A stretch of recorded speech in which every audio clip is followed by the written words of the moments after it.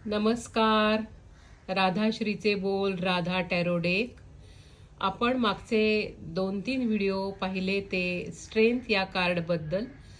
English 8 हा तिच्या या स्त्रीच्या डोक्यावर आहे. ते इन्फिनिटीचा सिम्बॉल आहे आणि रोमन लिपीमध्ये 8 हा आकडा दिलेला आहे. तुम्ही या चित्रातले बारकावे नोट डाऊन करा. हाताने लिहिलं, मनाने चिंतन केलं आणि डोळ्याने पाहिलं की ती गोष्ट 3 वेळेला आपल्या मनामध्ये, स्मृतीमध्ये नोंदवली जाते. अभ्यास छान होतो. जर का तुम्हाला ह्याच्यात वर्चस्व मिळवायचं असेल तर तुम्हाला हे करावं लागेल, नोट डाऊन करावं लागेल. चित्रातल्या बारकाव्यांचे अर्थ आपण दरवेळेला जेवढं उत्तर देऊ छानपणे आणि समोरचा प्रश्नकर्ता प्रश्न विचारेल आणि ते अर्थ उलगडत जातील तेवढं आपलं यातलं ज्ञान वाढत जातं. आपलं वर्चस्व त्याच्यावर मिळवण्यात आपण यशस्वी ठरतो टॅरोमध्ये किंवा कोणत्याही गोष्टीमध्ये. कारण परफेक्शन कशाने येतं तर ती कृती सतत केल्याने. प्रॅक्टिस मेक्स मॅन परफेक्ट असं म्हटलंच आहे.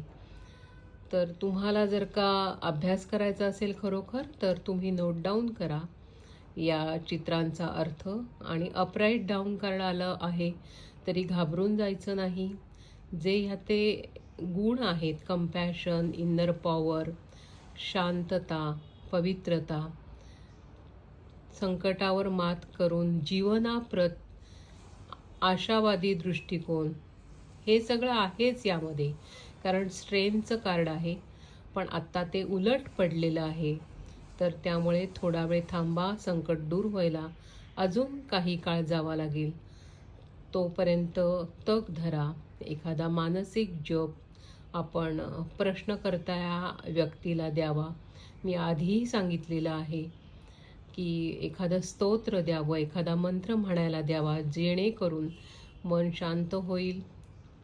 त्या व्यक्तीचं तिला दिशा सापडेल आणि तिला तिच्या कामावर फोकस करायला सांगा. जे आहे ते काम अधिक चांगल्या प्रकारे करणं, ज्याने यश मिळेल ते करायला सांगा त्या व्यक्तीला.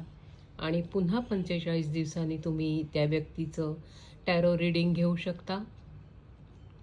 अशीच माहिती मी देत राहीन. पाहत रहा राधाश्रीचे बोल.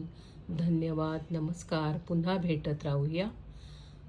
सध्या करता निरोप घेते.